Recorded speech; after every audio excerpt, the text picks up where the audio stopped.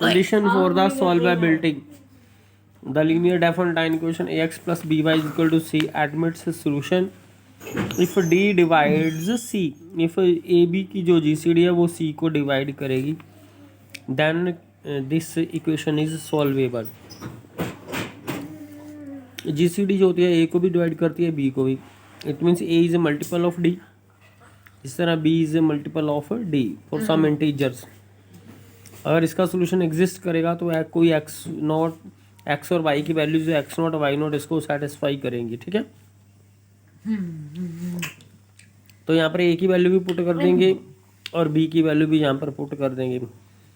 तो क्लियरली ये इंटीजर है क्योंकि ये सभी इंटीजर्स हैं, x naught y naught r s सब इंटीजर्स हैं. डी सी को डिवाइड कर देगा, तो जो सोल्यूशन मिला तो डी सी को डिवाइड कर गया.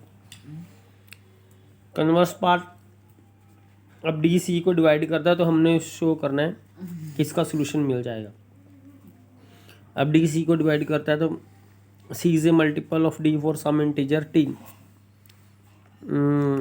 और D is equal to A X naught B Y naught for some integer, क्योंकि हमें मालूम है कि डी जो होता है जी सी डी ए और बी के लीनियर कॉम्बिनेशन में ऐसे लिख सकते हैं.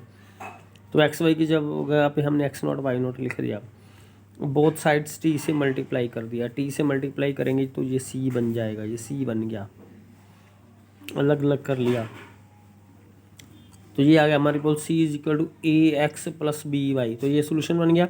एक्स की वैल्यू आ गई टी एक्स नॉट और वाई की वैल्यू आ गई टी वाई नॉट. ठीक है, तो हमें ये इसका सोल्यूशन मिल जाएगा. तो ये थ्योरम आ गई हमारे पास. The linear definite equation has a solution if and only if this and where d is the GCD. ये हमने प्रूव कर दिया. अब हमने करना है कि अगर ये कोई सोल्यूशन है, इसका एक सोल्यूशन है तो अदर सोल्यूशंस हमें इस तरह से मिलेंगे where t is an integer. तो अगर एक सोल्यूशन मिल जाए तो बाकी सोल्यूशन हम इस तरह से फाइंड कर सकते हैं. तो फर्स्ट पार्ट प्रूव हो गया. हम सेकंड पार्ट करेंगे. मान लो एक सोल्यूशन है हमारे पास, तो हमने बाकी सॉल्यूशंस फाइंड करने हैं. ये फार्मूले में पुट करके बाकी सॉल्यूशंस मिल जाएंगे. तो ये एक सॉल्यूशन है. दूसरा सॉल्यूशन मान लो कोई ऐसा है X dash and Y dash. तो X dash Y dash put करेंगे तो भी आंसर सी आएगा. ये भी सॉल्यूशन है तो इसको पुट करेंगे एक्स वाई के प्लेस पे तो भी आंसर सी आएगा. अब दोनों को बराबर पुट कर दिया, इन दोनों को, तो x वाली टर्म्स अलग कर ली, y वाली टर्म्स हमने अलग कर ली. उसके बाद डी जी सी डी है ए बी की, तो हमें इंटीजर्स मिल जाएंगे. ये हम पहले ही कर चुके हैं. जो इंटीजर्स अगर डी ए को डिवाइड करता है तो is a multiple of d, d b को डिवाइड करता है तो b is a multiple of d. जो आर एस मिलते हैं वो इंटीजर्स होते हैं और उनकी जी सी डी 1 होती है. ये हम पहले ही प्रूव कर चुके हैं. अब हमने क्या करना है, ये ए की वैल्यू यहाँ पुट कर देनी है, बी की वैल्यू यहाँ पर पुट कर देनी है और सॉल्व करके ये वैल्यू आ जाएगी. डी डी आपस में कैंसिल हो जाएंगे. तो ये सब इंटीजर्स हैं और उसके ये इंटीजर है जैसे, तो आर इसको डिवाइड कर गया. ठीक है, उसके बाद हमें पता है कि अगर इनकी जी सी डी 1 हो तो आर दूसरे नंबर को डिवाइड कर जाता है. तो ये आर जो होता है वो दूसरे नंबर को डिवाइड कर जाता है. इसका मतलब जो आर होगा वो y naught minus y dash को डिवाइड करेगा तो ये इस आर का मल्टीपल हो जाएगा फॉर सम इंटीजर टी.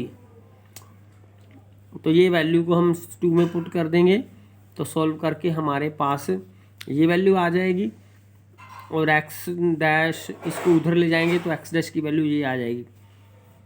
जो एस की वैल्यू है वह एस की वैल्यू यहाँ से आएगी बी बाई डी. तो ये बी बाई डी हम यहाँ पर पुट कर देंगे.